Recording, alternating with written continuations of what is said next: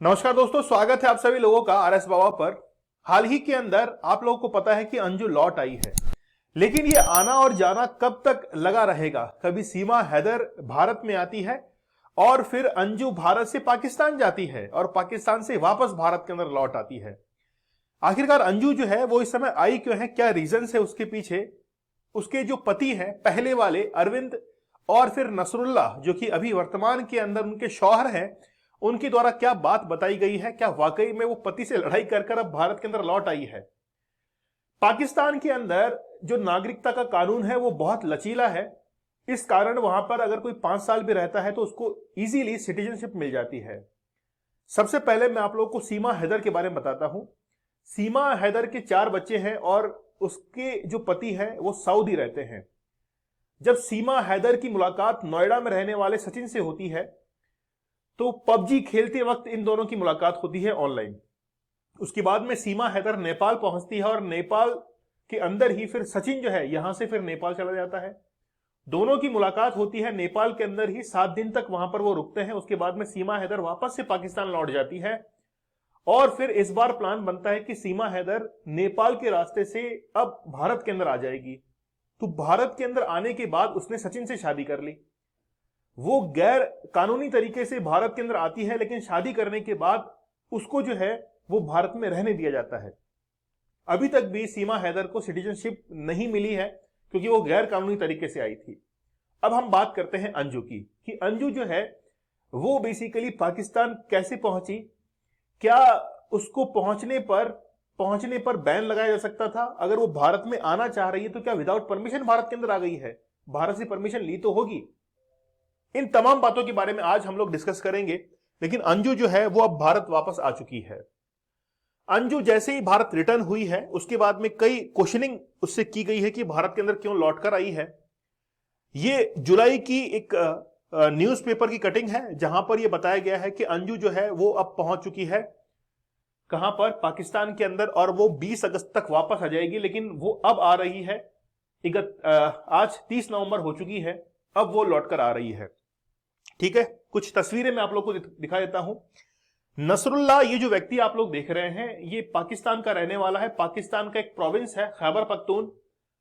खैबर पख्तून में उत्तरी नॉर्थ के अंदर दाहिर एक जगह है, दीर उसको कहते हैं, आप लोग सर्च करेंगे तो वहां का ये रहने वाला है।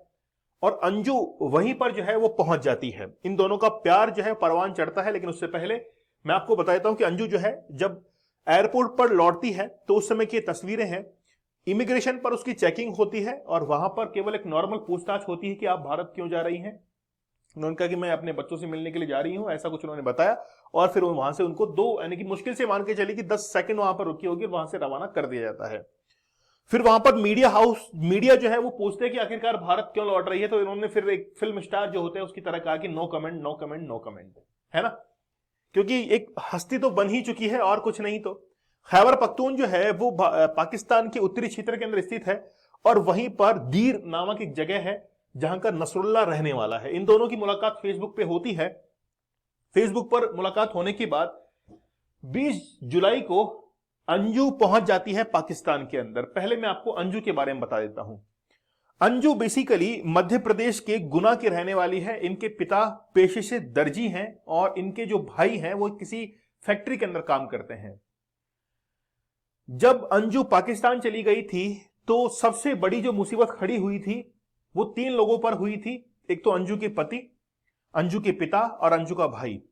तीनों के साथ क्या हुआ, अंजू के जो पिता हैं वो दर्जी का काम करते थे। वहां से उनको जो है पूरा का पूरा उनकी दुकान बंद हो गई। वहां पर कोई भी कपड़े वगैरह सिलाने के लिए नहीं आता था। जब लोगों को पता लगा कि इनकी बेटी जो है वो पाकिस्तान चली गई है, इनके भाई को फैक्ट्री से निकाल दिया गया, वहां पर यह कहकर कि अभी आवश्यकता नहीं है, आप बाद में आइएगा, वहां से कहकर निकाल दिया गया। पति जो है अरविंद, सबसे ज्यादा परेशानी उनके लिए खड़ी हुई क्योंकि 20 जुलाई के बाद में 20 जुलाई को जब ये जाती है अपनी पति अरविंद से कहकर कि मैं जयपुर जा रही हूं, और बाद में खबरों के अंदर आता है कि 24 जुलाई को इन्होंने पाकिस्तान के अंदर एंट्री ले ली है, पाकिस्तान पहुंच चुकी है। और 26 जुलाई को नसरुल्ला से निकाह जो है वो किया जाता है।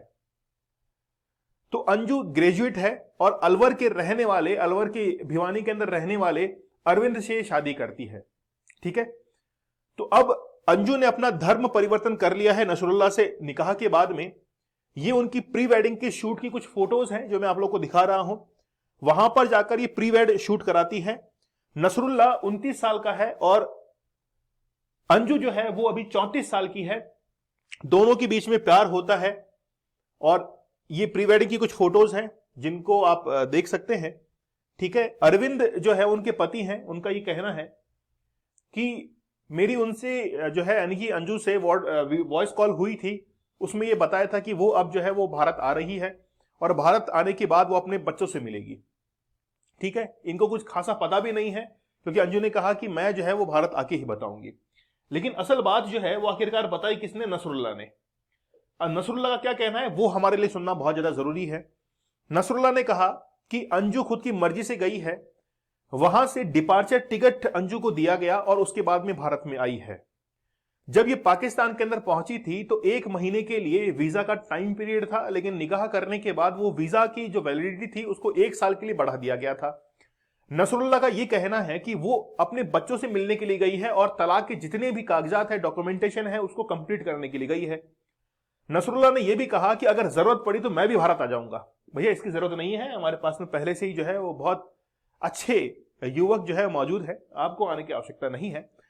नसरुल्लाह ने कहा कि अगर आवश्यकता पड़ी तो मैं भारत के अंदर चला जाऊंगा और वहां पर भारत ने अगर मुझे सिटीजनशिप दी तो फिर मैं भारत के अंदर रहना पसंद करूंगा। ये बात जो है नसरुल्लाह ने खुद ने कही है, आप लोग जाके इंटरव्यू देख सकते हैं, हाल ही का वो इंटरव्यू है। ठीक है, लेकिन हम लोग जो है सिटीजनशिप नहीं देंगे, चाहे आप आ जाइए, हम सिटीजनशिप जो है वो नहीं देने वाले हैं। पाकिस्तान का सिटीजनशिप का जो कानून है वो बहुत लचीला है, 5 साल रहने के बाद इजीली किसी भी व्यक्ति को सिटीजनशिप जो है वो दी जा सकती है। तो अब अंजू जो है भारत आ चुकी है, क्या उसको अब जेल हो सकती है? देखिए सबसे पहली बात यह है कि हमारी जो इंटेलिजेंस ब्यूरो है, इंटेलिजेंस एजेंसी जो है वो अंजू के साथ में पूछताछ करेगी क्योंकि वो पाकिस्तान होके आई है। और जब भी कोई व्यक्ति पाकिस्तान और चाइना के अंदर रह के आता है, जहां से हमारी ऑलरेडी कई बार वॉर जो है वो छिड़ चुकी है, दुश्मन देशों के अंदर अगर विजिट करके आता है तो उससे पूछताछ की जाती है, वहां पर रह के आता है तो उससे पूछताछ की जाती है। जैसे सीमा हैदर आई थी तो उसके साथ में पूछताछ की गई, उसने कुछ खासा बताया नहीं क्योंकि उसने कहा कि मैं अब मरते दम तक यहीं पे रहूंगी, मैं अब लौटने वाली नहीं हूं।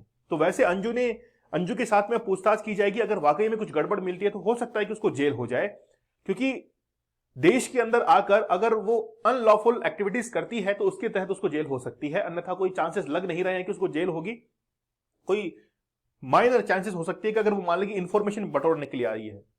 कुछ आरोप अंजू के ऊपर ये भी लगे थे कि अंजू जो है वो आईएसआई के एजेंट थी जो कि भारत के अंदर रह रही थी, वो पाकिस्तान पहुंच चुकी है ना। ऐसा कुछ भी ऑन प्रूफ जो है, ऑन डॉक्यूमेंट नहीं है, केवल ये बातें थी। लेकिन अंजू अब भारत के अंदर आ चुकी है। अब देखना यह होगा कि अब आखिरकार इसके पीछे साजिश क्या है, क्यों उसका लौटना हुआ है इतने लंबे समय के बाद में, और अब क्या नई मुसीबत जो है खड़ी करेगी। अंजू के 2 बच्चे हैं, एक तो 4 साल का बेटा है और 16 साल की बेटिया है। तो नसरुल्लाह का कहना यह है कि मैंने उसके बच्चों से भी बातचीत की है। 4 साल का जो बच्चा है वो तो खैर मासूम है, लेकिन 16 साल की बेटिया ने ये कहा कि ठीक है, हम भी जो है वो मम्मी के साथ रहना चाहेंगे, ऐसा कुछ जो है वो हो सकता है। ठीक है, तो ये पूरा का पूरा अभी अंजू का माजरा था। अंजू जो है अब आ चुकी है इंडिया के अंदर, देखना होगा कि अब होता क्या है आखिरकार। ठीक है, लेकिन बहुत सारी मुसीबतें इनके परिवार के लिए खड़ी हो जाती हैं।